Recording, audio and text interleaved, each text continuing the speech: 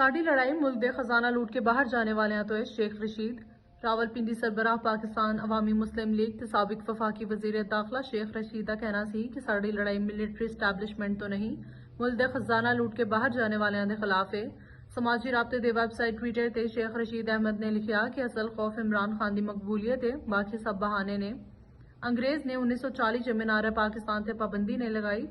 इन्हां दे एजेंट्स ने ना सिर्फ कंटेनर्स लगाए बल्कि सारे रास्ते सील कर दिते। इस दे बावजूद मीला सफर करके लोग जलसागाह पहुंचे। साबिक वजीर का कहना सी कि सऊदी अरब ने उधार तेल सहूलत 8 माह च खत्म कर दी सी। यूएई मुंह नहीं लगा रहा सी, शदीद मौशी बहरान दरवाजे ते आ गया सी। जो है सोच रहे ने कि असी सब ठीक कर लांगे, और मुल्क नू खाना जंगी की तरफ लैके जा रहे ने। इन्हां दा कहना सी कि मुल्क दे आइन दे नाल चलना है या बदमाशां दे नाल। इसका फैसला सुप्रीम कोर्ट ने करना है। कल सुप्रीम कोर्ट च पेश होवांगा।